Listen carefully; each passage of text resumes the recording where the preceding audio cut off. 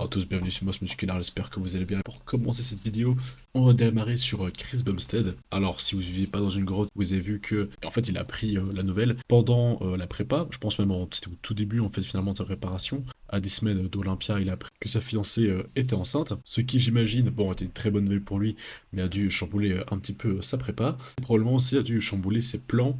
Ça fait quand même un petit moment que beaucoup de gens parlent de la retraite de Chris Bumstead. Je pensais que c'était un peu trop tôt les dernières années d'en parler, parce que finalement il est encore extrêmement jeune et il n'y a pas vraiment de raison d'arrêter de concourir, à part peut-être sa santé, hein, à part peut-être sa maladie auto-immune. Sinon, à part ça, il y avait pour moi aucune vraiment raison pour que Chris décide de prendre sa retraite.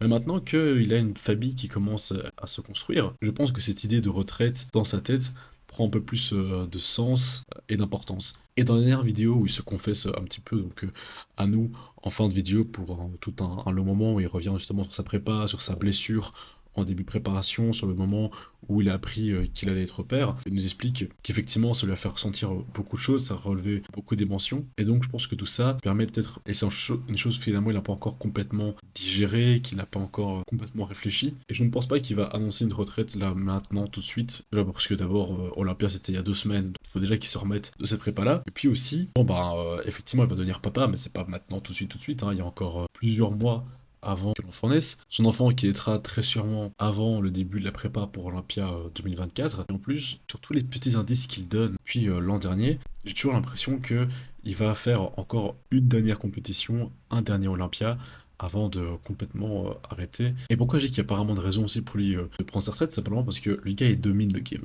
il domine le classique. Le seul moyen peut-être qu'il perde, ce serait de rajouter 10 kilos à Ramondino et Kansinski et dire à Chris que lui il peut pas. Là peut-être que il pourrait perdre. Mais sinon là ici, il fait que gagner. Là ils ont buff cette année tous les autres athlètes et il a quand même roulé sur la compétition. Donc il n'y a pas vraiment de raison pour que Chris arrête, étant donné qu'il domine. Et cette année finalement sa préparation s'est plutôt bien passée, mis à part son grand dorsal qui était blessé à la 10e semaine. À partir de la 6e semaine avant Olympia, le mec il était à 100%, il était chaud. Et concrètement, avec tout ce qui s'est passé, il est arrivé avec je dirais pas le meilleur physique de sa vie. Je pense que niveau définition, il était un peu mieux l'année passée. Mais il était aussi bien que les années précédentes, toujours aussi balèze. Cette fois-ci, sans aucune blessure en plus. Hein, il n'y avait pas un biceps à moitié arraché ou quelque chose comme ça. Donc il était vraiment à 100%, malgré tout ce qui s'est passé. Donc je vois pas vraiment pourquoi il prendrait une retraite maintenant, mis à part le fait que oui, peut-être pour la jouer sécurisée et pas non plus faire une carrière de 10 ans, bien que là ça fait déjà 7 ans hein, qu'il fait Olympia. Je pense peut-être qu'il fera maximum une dizaine d'années, et puis après il prendra sa retraite. Après bon, bien sûr, j'aimerais beaucoup voir Chris enchaîner encore et encore les victoires jusqu'à ce qu'il ait, je sais pas moi, 36 ans, le voir continuer de monter à son prime et limite même passer en open pour le kiff. Et je sais pas, peut-être pas un top 3 ou même passer Mister Olympia en open bodybuilding. Bon, faut pas non plus trop rêver. Voilà, bien sûr, on aimerait bien voir ça, mais il faut aussi penser au fait que bah, voilà, Chris il a quand même une maladie auto-immune au niveau des reins, et que donc, bon, bah, faire tout ça reste quand même assez dangereux. Finalement, mes prédictions par rapport à ça, moi je vous dis, l'année prochaine, on verra encore Chris, et soit à la fin de la compète, genre quand ils vont lui donner son 6e trophée, là il annoncera sa retraite, soit après, mais je pense plutôt que ce sera alors sur scène au moment où il va recevoir le trophée. Sinon, donc ce week-end commence avec le Prague Pro. D'abord les amateurs, hein. Alors c'est qu'ici on parle pas très souvent de qui devient professionnel en amateur, mais là il y avait quand même un gros monstre à participer à la compète. Vous le connaissez pour la plupart sous le nom de Nexila. C'est un Brésilien qui s'appelle Rubiz Mosquera, un ancien IFBB Elite Pro, qui est très connu pour son coup énorme. Je sais pas combien de centimètres de tour de cou il a, mais concrètement c'est vraiment monstrueux. Et donc là ici il vient de passer pro Prague, donc il sera durant ce week-end aux côtés de Samson Daoda, Michael Krizo, Nathan Dehacha, etc. Donc on verra à quel point son physique va se transcender à côté de professionnels. Maintenant je trouve vraiment pas qu'il a la plus belle ligne. Il a un physique quand même extraordinaire, hein. Il est monstrueusement massif, il déborde littéralement de partout. Voilà, il n'y a pas un muscle qui n'est pas surdéveloppé chez lui. Maintenant je trouve pas nécessairement que ce soit très beau. Il n'a pas de clavicule très large, donc finalement, avec ses énormes trapèzes et son gros cou, il a l'air très étroit. Et avec son bassin large et ses cuisses, mais stratosphériques, bon, ben, c'est vraiment un petit peu la génétique de bouteille, une génétique vraiment en H, alors que généralement en bodybuilding, on cherche plutôt à chercher à avoir un X, tu vois. C'est de vraiment se rapprocher de taille fine, et alors après très large au-dessus, très large en bas, avoir des grosses cuisses, mais là ici, moi je trouve que il est presque limite déséquilibré, et qu'il a presque des cuisses plus grosses que ce qu'il a au niveau du haut du corps. Maintenant, il a un calibre de bodybuilder open, ça c'est clair. Il a un calibre pour se frotter à des Mister Olympia. Enfin, pas des Mister Olympia, pardon, mais à des gars qui vont à Olympia. Maintenant, question esthétique pure même, moi je trouve on est un peu à côté de ça. Là, on est clairement sur un mass monster qui veut juste chercher la masse maximale. Je dirais même que limite Nick Walker a plus d'esthétisme que Rubiz. Et à la deuxième place, c'était donc Wojtek Trenka. Alors je vais vous parler de lui aussi parce qu'il a des deltos juste monstrueux. Pas nécessairement les plus larges que j'ai vu de ma vie, mais ils ont d'une rondeur, on dirait des boulets de canon, genre on dirait limite qu'il a été photoshopé. Ça n'a pas été retouché ni rien. Il y a vraiment un delto comme ça. Maintenant, un petit peu dommage, son physique finalement, il a les pectoraux très hauts et surtout les grands dorsaux très très hauts. Et ça va l'handicaper très longtemps parce que concrètement, pas vraiment y faire grand chose, hein. À part essayer de poser de façon à ce que tes deltoïdes, pardon, à part essayer de poser de façon à ce que ton dos paraisse moins haut et vraiment tabasser tes grands dorsaux. Si ton dos de base ressemble à ça, ça va être compliqué pour gagner des compètes. Après, c'est pas impossible, hein. Si tu prends par exemple Nathan de Hacha, qui a plus ou moins la même morphologie, lui, il arrive quand même à taper des bons classements. Je vais quand même vous montrer ces deux physiques très atypiques qu'on a vu ce week-end. C'est vrai ça d'ailleurs assez marrant finalement que ces deux physiques-là se retrouvent ensemble sur scène. Bon, bien sûr, ils ont privilégié pardon, l'extrême masse de Rubiz, et donc lui aura l'occasion d'aller demain avec les bodybuilders pro open. Et donc, le gros sujet de la vidéo, je vous parle du retour de Nathan Manzango. Alors bon, je pense que la plupart d'entre vous, pardon, le connaissent depuis ses débuts sur Internet. Pour ceux qui sont dans le body depuis pas mal d'années, depuis presque même 10 ans, normalement, ont vu Nathan grandir petit à petit et grossir dans le fit game francophone. Et donc son historique un petit peu dans le bodybuilding, la compétition, est un petit peu nuageux et sporadique. Après avoir eu une bonne conversation avec Nathan, là il est motivé plus que jamais et a comme objectif de clairement avoir une carte pro en 2024, hein, devenir IFBB pro en classique physique, et qui sait après se qualifier pour Olympia.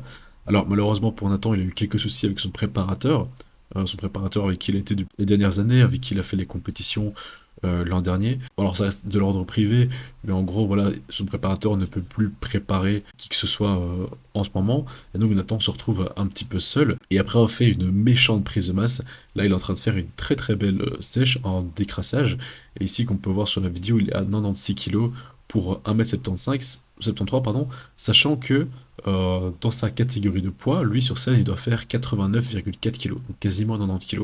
Donc là il a 5 kg de son poids en classique professionnel. Alors bien sûr il doit encore sécher, hein. Alors là elle est sur un décrassage, mais imaginez-le avec encore quelques kilos de moins, la flotte en moins et des jambes bien bien découpées, des stries de ouf profondes sur les fesses et un découpage sur le côté de la cuisse. Je pense qu'on peut voir un Nathan qui peut faire vraiment très très mal. Alors bien sûr, pour avoir sa carte pro en classique, il faudra qu'il soit encore plus bas au niveau du poids. Donc je pense pas que Nathan va essayer de descendre aussi bas, passer pro classique physique en amateur avec le poids amateur, et puis après remonter en poids. Je pense qu'il va plutôt essayer de faire l'inverse, donc c'est-à-dire essayer de passer pro via le circuit body, donc concourir dans ses classes à lui en bodybuilding, essayer de gagner l'overall, et puis après concourir en tant que pro en classique. Alors c'est un petit peu risqué comme pari parce qu'il risque de tomber sur des gars vraiment très big et vraiment plus gros que lui. Mais avec la frame qu'il a, je trouve, avec son package et sa ligne, gagner un overall face à des mecs plus stock, mais avec une ligne bien moins esthétique que celle de Nathan. Parce que vraiment, Nathan, il a quand même une ligne, je vais pas dire, on peut dire parfaite, vraiment très belle, très agréable à regarder. Une taille vraiment bien fine, des deltoïdes qui ont été extrêmement bien rattrapés, bien développés. Pendant très longtemps, c'était son point faible. Elle est ici, on dirait presque que c'est un point fort. Il a quasiment des deltoïdes plus gros que ses pecs. Et lui, justement, à contrario de l'athlète dont tu viens de parler juste avant, il a vraiment une belle shape en X, avec une taille fine, belle largeur d'épaule, des cuisses aussi bien larges. Lui aussi, il a beaucoup travaillé sur les quadriceps et s'est énormément concentré finalement sur ses défauts entre l'an dernier et cette prise de masse suivie de sèche cette année. Et vraiment, je trouve que ça se voit sur son physique et est beaucoup plus harmonieux. Il a plus vraiment ce physique avec des bras énormes et après le reste qui est un petit peu pardon, disproportionné. Là ici, on voit vraiment une harmonie complète dans le physique, et un physique bien plus mature, plus il tape un petit vacuum. Et alors bien sûr, la signature de Zango, c'est cette peau très fine et cette définition quand même très profonde, hein, toujours un découpage vraiment fait au cutter. Ça ne change pas, hein. Il a toujours réussi à garder cette qualité en sèche. Maintenant, tout ce qu'il faut, c'est que cela se transcende sur la scène et bon bah qui gagne une carte pro, ce serait vraiment génial finalement qu'on ait un nouveau bodybuilder belge qui nous représente à l'étranger et puis simplement un francophone qui nous représente aussi sur la scène internationale. Et sinon, petit aparté, là ici dans les semaines qui vont arriver, on va voir Maxime Yedest qui va donc faire sa compétition au Kazakhstan. Je rappelle aussi Florent Poisson qui dans 2 semaines a sa compétition à Taïwan. Et alors Stéphane Matala qui lui aussi a une compétition en décembre, je sais pas encore laquelle exactement, mais qui va pas être très loin de Taïwan. C'est possible que ce soit celle en Autriche ou alors peut-être une semaine encore après. Donc là ici on va avoir pas mal de Français qui vont de concourir pour une place à Olympia. Et ce qui serait vraiment chouette, ce serait que Nathan puisse faire la même chose en 2024, passer pro et avoir une place à Olympia. Et bien sûr, bon, chaque chose en son temps, hein, on va pas non plus mettre la charrue devant les bœufs. Je suis vraiment très content de pouvoir annoncer finalement son retour. Ça fait des années que j'ai suivi, et je pense que beaucoup d'entre vous le suivent aussi depuis des années. Et c'est cool de voir que finalement son potentiel va pouvoir être mis à l'œuvre et qu'on va pouvoir voir un Nathan à 100% en 2024 qui va briser des culs, hein. Ça voilà, on peut se le dire. Clairement, il a le niveau déjà actuel pour être pro, donc avec un niveau tel que celui-là, ça va pas être vraiment très compliqué pour lui de gagner sa carte. Et voilà, ce sera tout pour cette vidéo. On se reverra bien sûr pour la débrief de Prague Pro pendant ce week-end. C'était Karim, Témoin musculaire. À bientôt. Ciao.